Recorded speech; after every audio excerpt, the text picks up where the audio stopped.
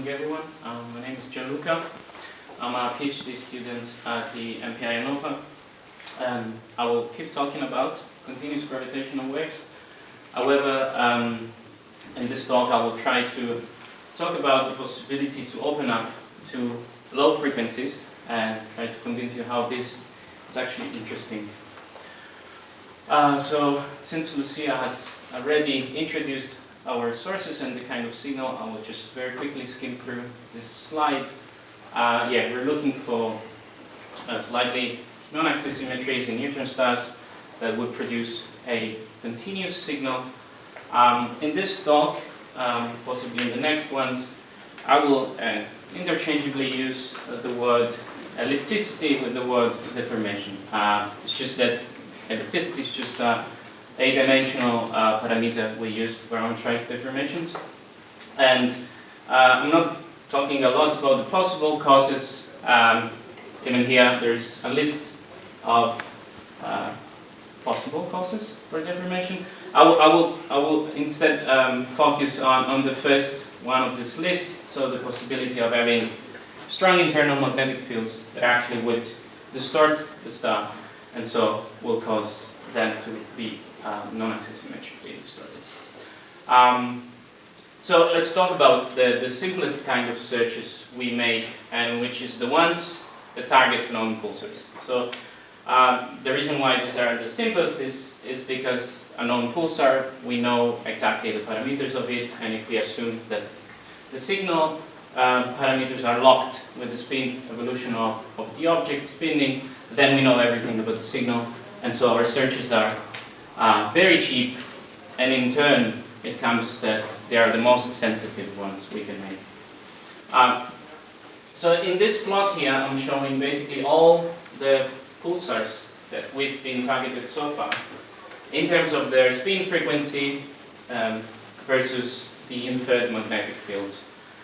So in general, just looking at it, we can say we are targeting generally low magnetic field sources. Apart from the fact that we can kind of easily distinguish recycled from normal pulsars, the thing is that in general we're hoping for some deformation mechanism to happen that distorts the star other than the magnetic one. So despite this, we do make searches, and this is kind of a simple schematic way on how we make our searches. And unfortunately, we've been exploring only this part of the graph, so we've dealt only with the no detection scenario. In such case, however, we are able to empirically estimate what is the weakest signal we could have detected if one wasn't the data. So this is what we do, this is what we mean when we say we set amplitude, gravitational wave amplitude upper limit. So in the specific case of a known pulsar though, we do have a one-to-one correspondence between this upper limit, this amplitude upper limit, and the deformation of the star. So that means that basically we're constraining the deformation, because if that was above that value, we would have detected something. And this is exactly what this plot shows. This is the latest results for targeted searches for continuous gravitational waves. And this is a busy plot, so I'll try to go slowly. Just ignore the purple lines and just focus on the blue dots and on the black triangles. So the blue dots are direct constraints on the ellipticity, or the ellipticity on the y-axis. And just looking like the plot like this naively, this is amazing, because we're constraining ellipticities for hundreds of sources below 10 to the minus 7. So just to give an idea, 10 to the minus 7 ellipticity, if we think the deformation to be localized on the crust of the neutron star, that's like a small bump of 1/10 of a centimeter. That's very impressive. However, that's not the whole story, because for all these pulsars, we know prior to search what can be the highest possible deformation they can have. And this is because we can calculate the indirect spin-down upper limit, we call it. Basically, if we assume that all the spin-down observed is caused by the emission of gravitational waves, they would have these deformations here. So the only observationally informative constraints are those that are below these indirect values. And unfortunately, as you can see, only for around 20 of these we can do that. And even from these 20 sources, if you look at the kind of constraints we can make, we still have to, based on the fact that they're still mildly magnetized sources, have to hope for some kind of other deformation mechanism. So the question is, well, what can we do if we get access to this low frequency range? So yeah, clearly we open up to all these sources here, and besides the fact that there are many sources there, like more than 80% are there, this is not the important thing, because it might be not very interesting to have way more LIGO-like pulsars, so mildly magnetized ones, but it might be very interesting to have these, like highly magnetized sources, including magnetized. The reason for that is that generally, regardless of the theoretical framework we use to calculate magnetically induced ellipticities, this is the scaling. So the scaling should go with the square of the magnetic field. That means that basically, you know, 1 order of magnitude of the magnetic field corresponds to of the ellipticity. It's a simple mechanism to explain, and it needs minimal assumptions. The neutrons has to be magnetized, and the physics that we use to predict deformation is very simple. Moreover, of the few observational evidences of deformations in neutron stars, most of them come from magnetars, which are known to be highly magnetized. So there's a hint that those deformations might come exactly from the fact that they are highly magnetized. In this slide, I just want to show the gravitational wave frequency versus the sensitivity of what we are now. This is the current curve, and what could we have for third-generation detectors and space-based deci-Hertz observatories like the SIGO and BBO. And just here for a reference, this is a histogram of highly magnetized sources we know so far. So basically, you can see, just looking by eye, that we just open up for these sources with these detectors. And of course, generally, the lowest the curve, the best is the sensitivity.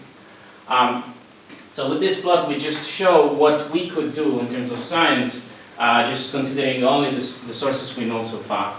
And in general, this plot, sorry, here I forgot the label. This is ellipticity. In general, here this plot is exactly the same as the one we saw before. It's just this is not real search results. But the biggest difference is that instead of showing all pulsars, I'm showing only for those pulsars for which we can beat. So we can go below the indirect upper limit, so for which we can actually put a meaningful constraint. And so it's 90% of highly magnetized sources we can do that. Moreover, if we take as a reference value the calculated ellipticity of this magnetar here, there are about 200 sources around or below this value. And also we access to the magnetar population, and for example for this magnetar here, which is this one, this turns to be detectable if it has ellipticity just slightly twice as big as the ellipticity calculated for this.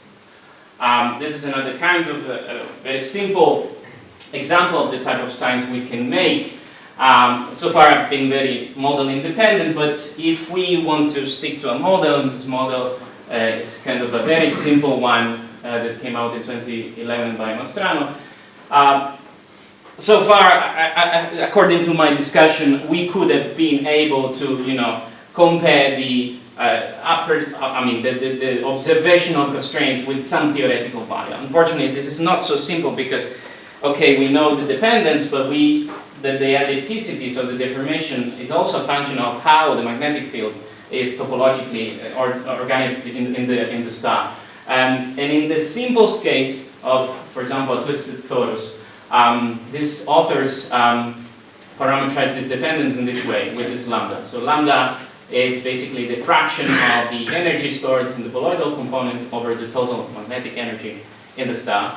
And with this, we can basically put a constraint on lambda. In this case, it's a lower constraint. And this gives us kind of an information of internal structure of the field. However, this is a very simple model. And if we pick some more complex model, of course, the number of parameters increase. But there's some nice works in 2014 by the same people that have used also X-ray data to constrain more stringently this parameter, taking into consideration also multiple not only the colloidal component. Okay, so I finished because I think I'm almost over with my time. I just want to say that in this work that probably will be soon out on the archive, we're going to consider also the case of glitching pulsars and the case of central compact objects in supernova remnants. Why these sources are also interesting in the case of low frequency is just because for most glitching pulsars are actually in the band which we're now not accessing. And in the case where the frequency of the pulsar after glitch is recovered because of gravitational wave emission, that would be the case of study for us. And for CCOs, the interesting case is the anti-magnetized scenario, similar to other CCOs with detected pulsations. So I think I'm just perfectly at 12 minutes, so I finish. I'll leave you with the summary and I take questions.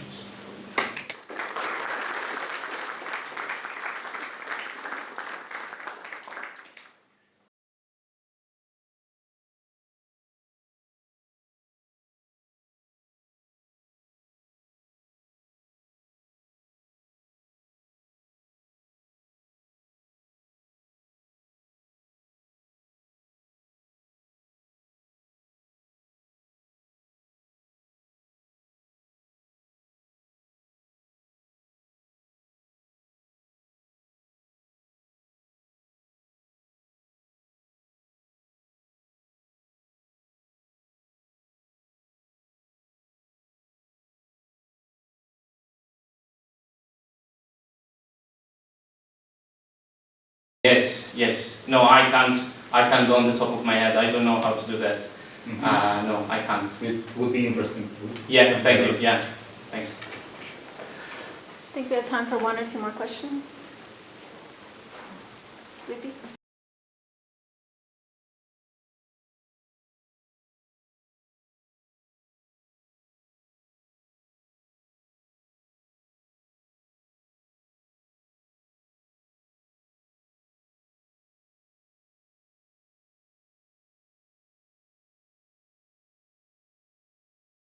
Yeah, okay, we don't have access to that clearly, right? Sure. The issue there is that we kind of have, at least to my knowledge, kind of an order of magnitude how bigger the magnetic field inside can be compared to the surface one. So considering that, I can theoretically estimate how big the electricity can be. However, you know, 1 order of magnitude, 2 orders of magnitude, 3 orders of magnitude, who knows? In fact, it's kind of, I mean, to my opinion, stick to these models, for example, which instead they do exactly the same thing, because at the end of the day, it comes out to basically compare the internal strength to the outside. But they do parameterizing with lambda, and so since this is actually inferable, with this formula here, this is the surface magnetic field. So that's what I actually am doing when I consider a model.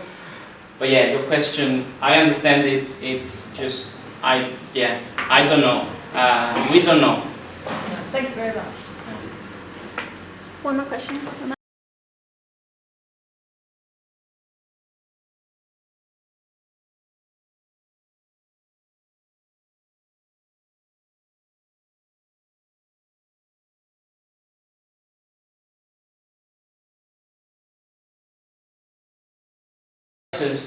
sorry. For these sources here, all of them are below the indirect spin-down upper limit. So all of them, we can estimate the fractional component of the possible gravitational wave emission to the spin-down. And it's the smallest one we can infer is about 1 over 2 or 300, something like that. In terms of spin-down, that means in energy is like the square of that. So less than 1% in the best case scenario. Then of course it depends on how good the constraint is. But in general, so far, if we take in consideration known pulsars and known observations, the best is the crab, which we've constrained down to 1% power in GW at most compared to the total. And that's the best we can do now, but it's only for one source. Yeah. For Vela, I think it's like already like 1 order of magnitude more, and the others are just very, very tiny fractions. Yeah. Thank you. Thank you, Gianluca. Let's thank our